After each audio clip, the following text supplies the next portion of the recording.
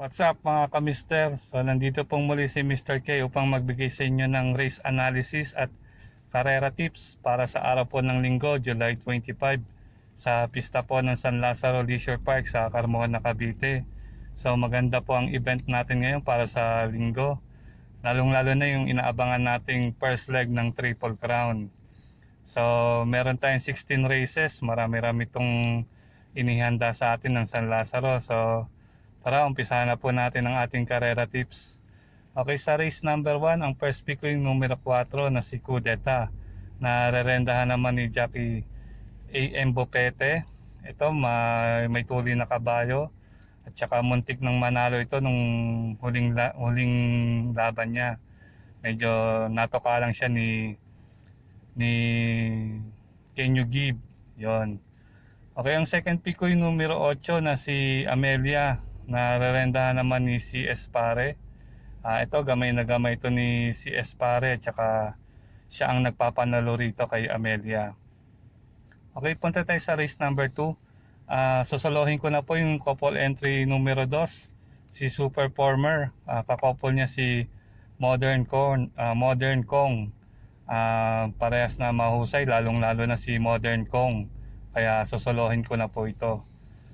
Punta tayo sa race number 3. Ito yung 3-year-old locally bred. Dalawa lang po ang pipiliin ko dito. Ang first pick ko yung numero 4 na si Lovely Julian, na rerendahan naman ni Pabs Cabalejo. Ito, batak na batak sa laban to, at saka nanalo to nung huling laban niya. At saka isang deremating kabayo, kaya pabor sa kanya yung distansya. Ang second pick ko naman yung numero 1 na si Money Changer, na rerendahan naman ni Jackie R.M. Garcia. Si Money Changer naman sanay na rin sa laban to, lalo na sa mga regular races, kaya second pick ko ito. Okay, punta tayo sa race number 3, race number 4. Ang first pick ko yung numero 2 na si Trustworthy, na rerendahan naman ni Jackie Kelvin Abobo. Si Trustworthy may tuli na kabayo at magandang ang kanyang post position, numero 2. Ang second pick ko naman yung numero 9 na si Filipino Emperor, na rerendahan naman ni John Paul Guse. Maganda rin yung post position ni ni Filipino Emperor dahil numero 9 nasa labas, isang deremating kabayo. At ang pang third pick ko yung numero 5 na si Stay Ready, na rerendahan naman ni MM Gonzales. Ito, kapag maganda yung gising nito ni Stay Ready, sigurado makakasilat to sa race number 4.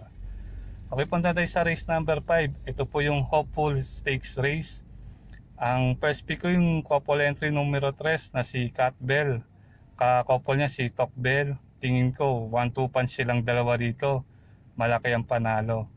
At ang second pick ko naman yung numero 8 na si Bravo, na rerendahan naman ni Jackie JD Flores. Si Bravo, ito yung nanalo sa sprint race, pinaremate ito ni Flores, kaya tingin ko paparematihin itong si Bravo. At ang pang third pick ko yung numero 9 na si Born to Run, na rerendahan naman ni Jackie A.R. Villegas. Itong si Born to Run sanay na rin ito sa malalakas na laban, kaya wag natin itong pabayaan si Born to Run. Okay, sa race number 6 naman po tayo. Ang first pick ko yung numero 6 na si King Wash Rebuild, na rerendahan naman ni Jackie John Paul Guse. Si King Wash Rebuild mukhang gumanang laban para sa kanya. At ang second pick ko naman yung numero 10 na si Archer Queen, na rerendahan naman ni Apprentice Jockey Nelson Esteban. Si Archer Queen naman mahusay ito sa San Lazaro, kaya second pick ko ito. At ang pang third pick ko yung numero 4 na si Boom Boom Tyler, na rerendahan naman ni Lester De Jesus. Si Boom Boom Tyler, isang deremating kabayo, baka siya ang makinabang kapag may naglutsahan sa unahan. Okay, punta tayo sa race number 7, ang inaabangan natin na first leg ng Triple Crown. So ang first pick ko yung numero 10 na si Nuclear Bomb, na rerendahan naman ni Jackie Pabs Cabalejo. Pabor na pabor sa kanya yung distansya, 1,600 meters. Pati yung post position niya nasa labas dahil deremate itong si Nuclear Bomb. At ang second pick ko naman yung numero 1 na si Liquid Gold, na rerendahan naman ni Jackie MM Gonzalez. Si Liquid Gold kapag nadiskartehan to ng maganda, sigurado malaki rin ng panalo. At ang pang third pick ko yung couple entry numero 3 na si Charmbel. Kakouple niya si Workbell. Parehas din na mahusay na kabayo, kaya pwedeng makasilat sila sa race number 7. Okay, punta tayo sa race number 8. Ang first pick ko yung numero G's na si Glass Designer na rerendahan naman ni Jackie O'Neil Cortez. Ito, nanalo to nung nakaraan na laban niya, yung huling laban niya, nanalo siya. Tingin ko nag-aumento yung kabayo. At ang second pick ko may numero 1 na si Smart Julian na rerendahan naman ni Jackie Kelvin Abobo. Si Smart Julian naman laging palaban din, kaya second pick ko ito. Ang pang third pick ko, yung pang long shot ko, yung couple entry numero 3 na si Asong 4G. Kakouple niya si Gonsis Bet. Tingin ko sila yung makakasilat dito sa race number 8. Okay, punta tayo sa race number 9. Ang first pick ko yung numero 1 na si Misaka na rerendahan naman ni Jackie Pabs Cabalejo. Tingin ko siya yung horse to beat dito, tsaka yung huling panalo niya dito sa San Lazaro nangyari yon. Long shot pa nga siya nun eh. Ang second pick ko naman numero 9 na si Abalicious na rerendahan naman ni Renz Obaldo. Ito galing sa panalo to si Abalicious, baka makaulit ulit. At ang pang third pick ko, pang long shot ko yung numero 4 na si Navy Cat na rerendahan naman ni apprentice jockey Adrian Bopete. Tingin ko siya yung pwedeng makasilat dito sa race number 9, kaya pang long shot ko itong si Navy Cat. Okay, punta tayo sa race number 10. Ang first pick ko yung numero 12 na si Easy Touchdown. Narerendahan uli ni Jackie AM Bopete. Tingin ko siya yung pwedeng magdala ng bandera dito, baka mapabayaan to sa unahan eh. At ang second pick ko naman yung numero 11 na si Bukas Grande Island na rerendahan naman ni Jackie Nelson Esteban. Ito, laging palaban na kabayo to si Bukas Grande Island. At ang pang third pick ko yung numero 3 na si Bahandi na rerendahan naman ni Jackie MM Gonzalez. Maganda yung post position ni Bahandi dahil pwedeng isunod agad ito.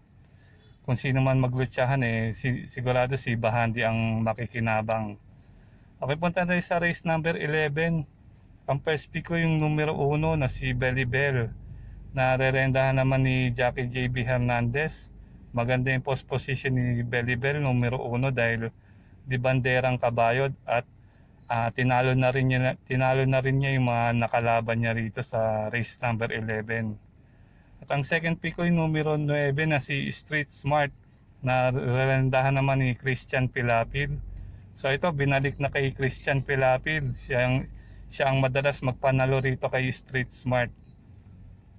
Okay, punta tayo. Ang pang third pick ko yung numero 8 na si Reliable din na rerendahan naman ni Jackie JP Guse. Si Reliable din naman isang deremating kabayo. So malaki rin ang chance niyang manalo dito sa race number 11. Okay, punta tayo sa race number 12. Ang first pick ko yung numero G's na si Right Time na rerendahan naman ni Jackie Nelson Esteban. Si Right Time galing sa panalo, baka makaulit-uli siya dito sa race number 12. At ang second pick ko naman yung numero 9 na si Action Rules na rerendahan naman ni JB Guse. Isang matulin na kabayo, baka mapabayaan to sa unahan eh.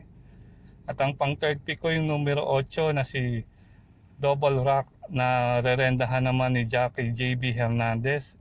Isang deremating kabayo itong si Double Rock, baka makabuelo to ng malakas sa remate at makasilat siya dito sa race number 12. Okay, punta na tayo sa race number 13. Ang first pick ko yung numero G's na si Sweet Spot na rerendahan naman ni John Alvin Guse. Si Sweet Spot sumigundo ito nung huling laban niya. At ang pang second pick ko naman yung numero 12 na si Diwalwal na rerendahan naman ni Jackie A.R. Villegas. Okay, punta na tayo sa race number 14. Ang first pick ko yung numero G's na si Senaida na rerendahan naman ni Jackie D.H. Borbe.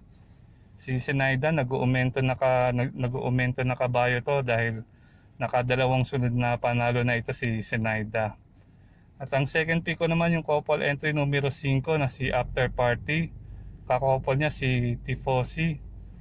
Ito naman kapag walang lumutya kay After Party, sigurado malaki ang panalo nito.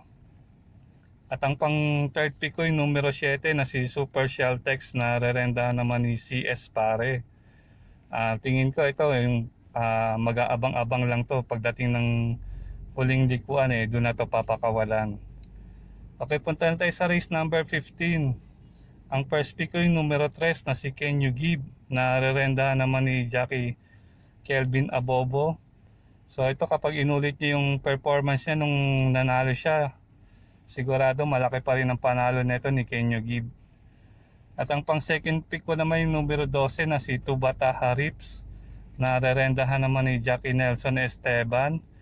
Tingin ko siya yung magdadala ng bandera dito kapag walang lumutya sa kanya, sigurado alam na malaki na ang panalo nito ni Tubata Harips. At ang pang long shot ko yung numero 1 na si Silver Arrow na rerendahan naman ni Kelvin Malapira. Okay, punta na tayo sa last and final race, race number 16. Ang first pick ko yung numero 9 na si Royal Signal na rerendahan naman ni Jackie CP Henson. Ito, tingin ko kayang-kaya na nito manalo dahil wala na siyang mahigpit na kalaban dito, kaya siya yung horse to beat sa tingin ko. At ang second pick ko naman yung numero 11 na si Big Berta na rerendahan naman ni ni Christian Pilapil. Ito maganda rin yung post position ni Big Berta. Isusunod lang to kung sinong maglutsyan, sigurado si Big Berta ang makikinabang dito. At ang pang third pick ko yung numero 1 na si Always Ready na rerendahan naman ni John Paul Guse. Si Always Ready galing sa panalo ito nung huling laban niya. Baka nag-uumento itong si Caballo makaulit-uli ng panalo ito dito. So yun po ang aking mga race analysis at karera tips mga kamister. Sana po swertehin po muli tayo sa ating pangangarera. So mga kamister, ito po muli si Mr. K, nag-iiwan sa inyo ng kasabihang kahit modehado may panalo. Maraming salamat po.